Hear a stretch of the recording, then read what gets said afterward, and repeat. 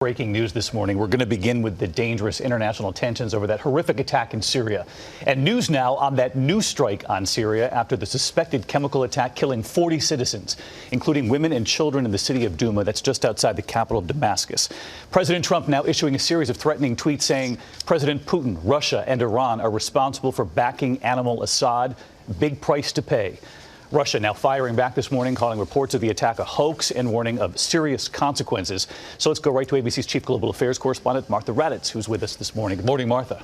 Good morning, David. These images are so disturbing. The children, the families in such distress, and already there are claims of retaliation. Overnight, a watchdog group reporting 14 were killed in a missile attack on a Syrian airbase. Pentagon officials say the U.S. is not conducting airstrikes in Syria. Russia and Syria claiming Israel is responsible for the strike. This follows that suspected chemical attack in Syria on Saturday. These chilling images appear to show the aftermath. Medical workers washing off young children and infants who are struggling to breathe. Many of the images too graphic to show. Entire families appear to have been killed by the attack. Rebel activists and rescuers say at least 40 are dead, suffocating from an unknown substance. The suspected chemical attack came after a months-long siege on the rebel-held district of Douma, near the Syrian capital of Damascus.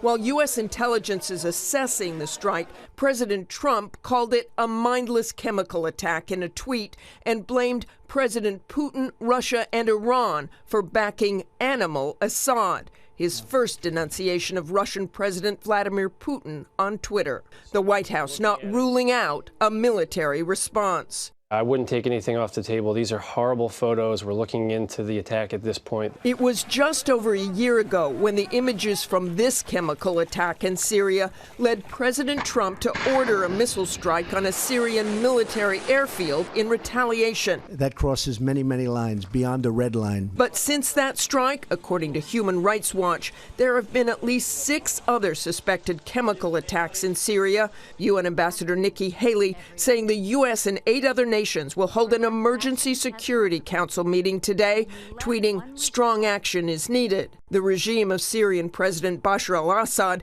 denies using chemical weapons, saying the videos are fabricated. And Russia is still backing Assad, warning that any military intervention could lead to the most serious consequences. All right, so let's get right back to Martha, because, Martha, you and I were on the air just over a week ago when President Trump suddenly announced on stage in Ohio, we'll be coming out of Syria. Words that surprised the Pentagon, the State Department at the time, and now this. He meets with top-level military leaders today. He does, David. President Trump has a previously scheduled meeting with high-level military leaders at the White House. If the president decides on a military response, it could come quickly. Last year, the American military response took place less than 3 days after the chemical attacks. Trump's comments last week you were talking about were about the fight against ISIS. This suspected chemical attack is being blamed on the Syrian government. And David, as you know, given what the president has already tweeted and knowing how he responds to images, I would not be at all surprised if he ordered a missile strike this time as well. We're going to be watching this very closely throughout the day. Martha, thank you. Let's get right to retired Marine Colonel and ABC News contributor Steve Ganyard. Colonel Ganyard, you heard Martha just report there that the last time the American response was just 3 days after the chemical attack. Did the president's strike on Syria a year ago, in essence, set a new red line here? Does it ratchet up the pressure to respond? And what could he go after?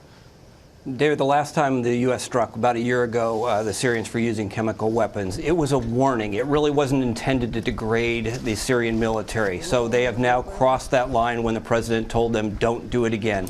So the president is going to have to, if he takes military action, do something much broader, something much tougher. It will be a strike that will be much larger than what we saw a year ago. So, Steve, if he does take action, what does the U.S. have there right now ready to go?